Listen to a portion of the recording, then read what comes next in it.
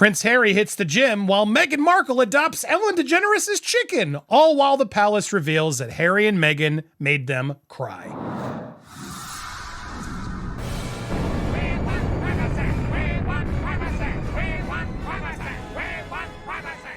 Welcome to Popcorn Palace, your one-stop shop for daily royalty. Guys, if you haven't yet subscribed here, what are you waiting for? Every day we deliver royalty. You're not going to miss it. So hit that subscribe bell, hit the button, hit the like. If you've done it already, head on down below in the comments and say hello. Give us a thought. Get engaged. Appreciate you guys for being here and supporting this channel. Over on Popcorn Planet, we try to cover a lot of things, and we want to get you guys here for all the royal news. And we got 3 good stories I wanted to break down today that happened. All right, these were 3 stories that were in the news that I didn't get to earlier, and I want to make sure we got to. One of which is a little, I think yesterday.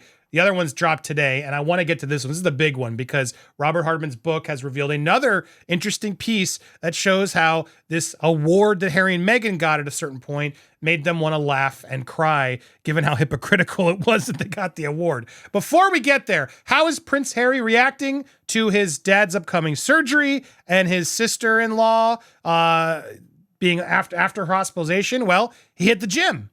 He made sure to get some photos taken of Harry running around in Santa Barbara. He was spotted the day before Kensington Palace announced. He was seen leaving the gym on Tuesday. So he was spotted the day before.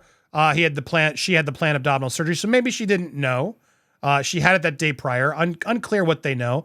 They announced Wednesday that King Charles will also head to the hospital, but he had stepped out in Santa Barbara the day before, made the announcements. So I thought this was the day of, so apologies. This is the day of, and here he is. Look at those nice ginger chicken legs. As he went out and was snapped, running, working out, spotting, doing his workout near his neighborhood of Montecito. Man, can you imagine if Steph and I had gone out and we had seen Prince Harry jogging along with us? What an amazing opportunity. I wouldn't have bought. I mean, I don't know. Hey, how you doing? Keep going. I don't know what I would have done. What would you have guys done?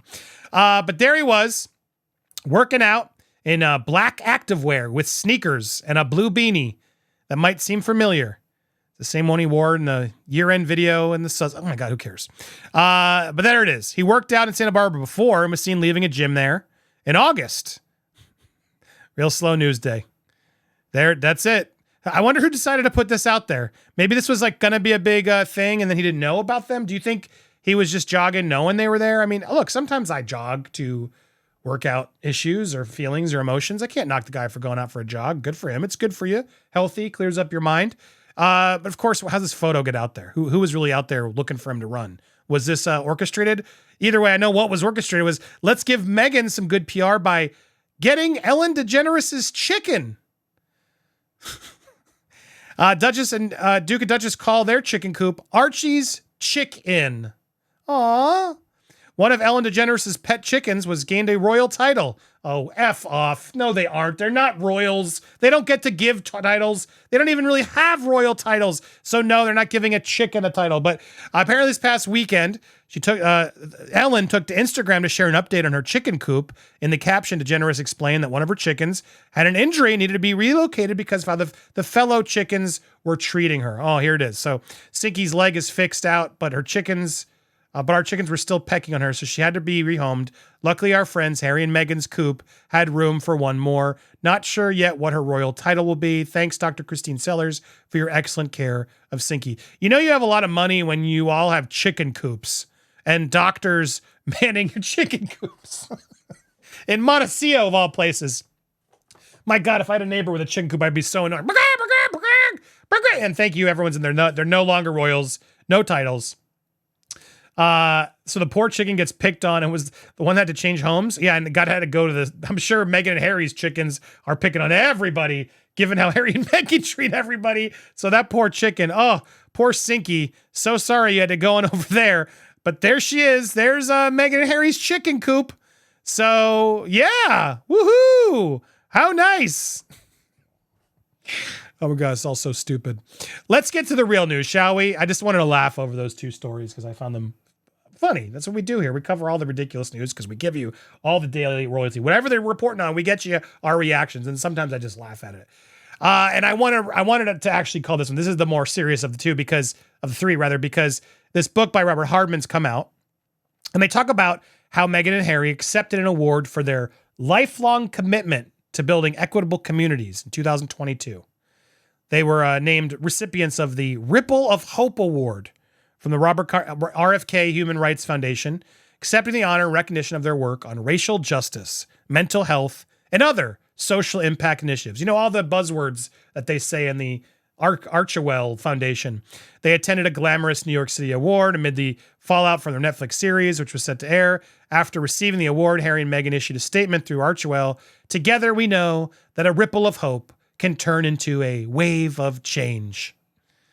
Though fans of the couple celebrated, the decision to name them as recipients raised eyebrows in royal circles, particularly in the context of the life's work performed by Harry's father, then Prince Charles, Hardman wrote in the new book, which was published on Thursday.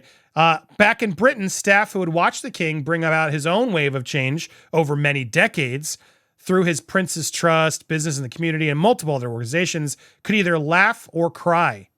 Even the Sussex's most fervent admirers would acknowledge that in its 2-year infancy, Archewell had yet to demonstrate a lifelong commitment, which I think is a valid frustration. At this time, though, December 2022, the palace was reportedly more concerned with what Harry and Meghan might be planning to say rather than what awards they were planning to accept. What alarmed the king's team what was coming next. Just 2 days after the Ripple of Hope, where they were causing all this change for good, the first 3 episodes of Harry and Meghan and their 6-part documentary had been busy making when not building equitable communities. In return, so it was reported that they would receive a substantial but undisclosed sum. First 3 episodes were released, and the final 3, blah, blah, blah. We know all that. But the palace, according to Hardman, braced itself for bombshells akin to those launched by the couple in the Oprah interview, the most damning of which saw them reveal concerns and conversations about the skin color. We know that. In the end, though, damaging issues were raised. The author concludes that the series did not match the worldwide shock and awe that followed the Oprah interview.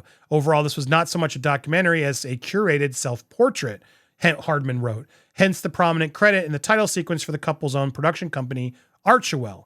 Stylishly filmed and with bumper audiences, it was highly watchable and clearly a success from Netflix's point of view. But for the couple, it merely seemed to go over the same old ground and the same old resentments, which had already polarized opinions on both sides of the Atlantic.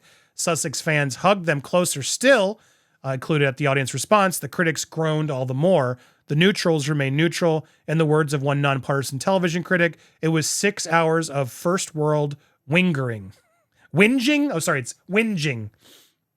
No more comment. But there you go. So well said. And Hardman sort of fairly calls it out.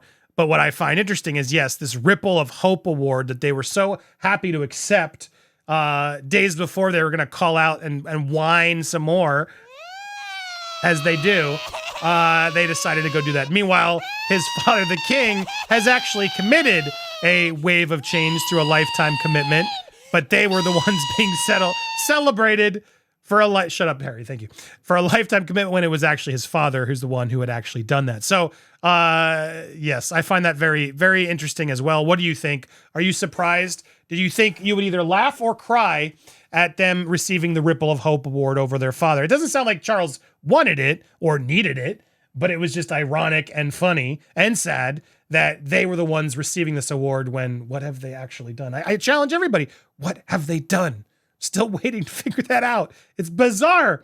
But anyway, welcome to Popcorn Palace, where we give you all the tea with my commentary. Appreciate you guys so much for watching. Let's make sure you see the next one. Hit that subscribe. That's what we're doing. Subscribe drive. We're getting to 100K. So make sure you hit the bell and watch all the content you get here. It's all going to be royal related. So hit that comment. Leave us thoughts down below. Appreciate you guys so much for watching, and stay tuned for more here on Popcorn Palace.